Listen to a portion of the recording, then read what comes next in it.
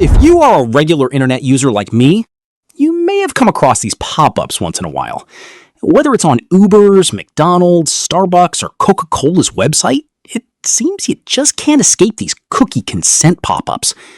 Also, if you're like me, you probably just clicked accept all and moved on because life is too short to care about every website's cookie policy. But sometimes you may have wondered what exactly these pop-ups are anyway. Why does almost every site on God's green earth have it? And what actually happens if you click accept all?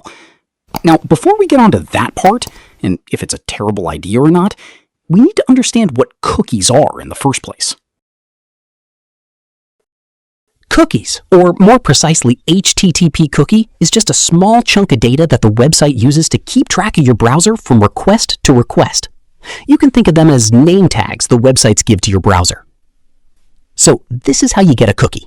On your first visit to a website, the website includes a cookie in the response that is sent back to your browser, and every subsequent request sent to that site after will include the cookie associated with that site by default. Why, you may ask? Well, because HTTP is stateless, which is a fancy way of saying that HTTP doesn't remember you after every request. And because of cookies, websites can do things like remember our UI preferences, like dark mode or region, like on the Amazon site, so we can display the correct currency, and also store your shopping cart items so you don't lose them every time you refresh the page. So basically, HTTP cookies hold tiny pieces of data about you to ensure a seamless browsing experience. Which leads us to cookie types. Every HTTP cookie falls under two types: essential and non-essential cookies. Essential cookies, or as most websites like to refer to them as strictly necessary cookies, are needed to ensure the site functions properly, like ensuring users stay logged in. While on the other hand, non-essential cookies are not needed for the core functionality of the site. So if they are not needed, why do sites still use them? Well, because they serve other purposes. A quick visit to Coca-Cola's website shows what these non-essential cookies are used for, which is the same as every other website. And as you can see, they serve three main purposes: analytics, targeted advertisement, and personalization. Now, where these cookies actually come from matters just as much as what they do. They can either be first or third-party cookies. A first-party cookie comes directly from the websites you visit. So if I were to visit Coca-Cola's site and a cookie is stored on my browser by them to track what country I live in, then it's a first-party cookie. Third-party cookies are placed on a user's device from websites other than the one they are currently visiting. And as you may have guessed, all third-party cookies are non-essential cookies and are mainly used for ads and analytics. At this point, you now know what cookies are and how they work. Let's get to the part you actually clicked on this video for. What happens when you click accept all? To simply put, both first and third-party cookies get stored on your browser, which lets either party track your activities. So what does this mean for you?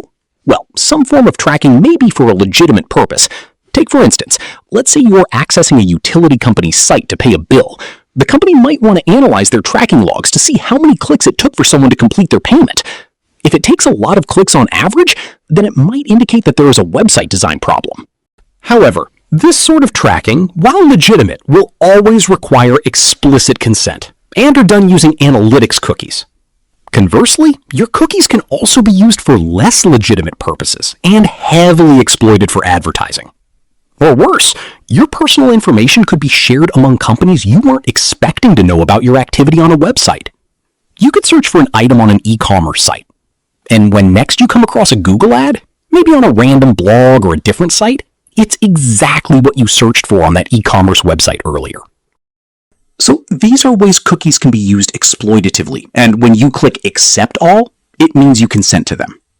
Before we wrap up, there's one more thing I would like to touch on. While most sites use explicit consent mechanisms, the usual I agree and I decline buttons, some sites, like McDonald's for instance, just display a cookie notice and that's it. And you may begin to wonder if you can accept or reject third-party cookies on that site. Well, the thing is, while websites are mandated to display a cookie notice, they may not show you the explicit I agree and I decline buttons, but instead a link to cookie settings that lets you turn off unwanted cookies. It does look like an anti-pattern, as most users won't be aware that they can reject third-party cookies. Now that you know what happens when you click Accept All, does it mean you should always click Reject on every cookie pop-ups? Well, it depends. If you want to be very strict with how your data and privacy are handled, then rejecting every non-essential or third-party cookie is the better choice. If you want your tracked data to be used for only user preferences and not be bombarded by targeted ads, you could reject every other non-essential cookie except the personalization cookie.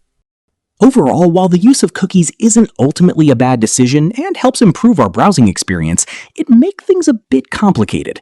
But understanding how these things work can help safeguard your data and privacy.